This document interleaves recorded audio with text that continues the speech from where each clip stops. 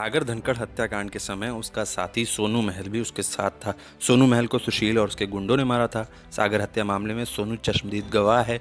उस रात क्या हुआ था, सुशील के किन किन गैंगस्टर के साथ ताल्लुकात हैं, सागर को मारने के पीछे वजह क्या थी, सागर से सुशील की किस बात को लेकर खुन्नस थी, सबसे पहले 5 मई की रात क्या हुआ था, इन सभी सवालों का जवाब देते हुए सोनू ने कहा है कि मैं सागर और भरतू कमरे पर बैठे थे, तभी 30 से 40 लोग आ गए। सुशील नीचे बैठा था, हथियार के बल पर हमें नीचे लेकर आ गए, फिर गाड़ी में बैठाकर स्टेडियम लेकर पहुंच गए। 5 मिनट पर स्टेडियम पहुंच गए। 11:30 पर गाड़ी से उतारते ही मारना शुरू कर दिया। आदमी बहुत इकट्ठा कर रखा था। सोनू ने बताया कि उन लोगों में पहलवान और बदमाश थे, कई के हाथ में हथियार थे।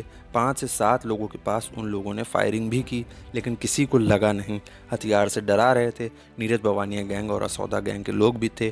सुशील के सागर के साथ अच्छे ताल्लुकात नहीं थे। सागर एक उभरता हुआ पहलवान था। वीरेंद्र जो इसका साढ़ू था वो कोच है, उसके लेकर बात हो गई थी, इसलिए पिछले लॉकडाउन में अखाड़ा अलग कर दिया गया था। उसने बताया कि सागर के कहने पर सुशील के 30 से 40 जूनियर पहलवान सागर के साथ चले गए थे।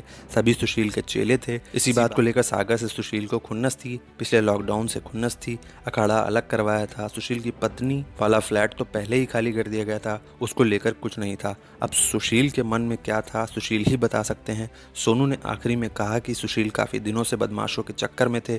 सुशील को बदमाशी का शौक था, बदमाशी का कीड़ा था, कई बदमाशों के संपर्क में थे। सुशील सबसे मिलते थे। यूपी में भाटी, लॉरेंस बिश्नोई के संपर्क में थे। काला जठेड़ी से यारी दोस्ती थी। काला जठेड़ी मेरा भाई है। सागर की हत्या के बाद भूरा ने उसे हरिद्वार छोड़ा। सागर एक उभरता हुआ खिलाड़ी था। अब सागर धनखड़ हत्याकांड की असलियत क्या है, ये तो जांच और कोर्ट के फैसले के बाद ही सामने आएगी। देखना ये होगा कि सुशील कुमार साफ साफ अपना बयान कब दर्ज कराते हैं।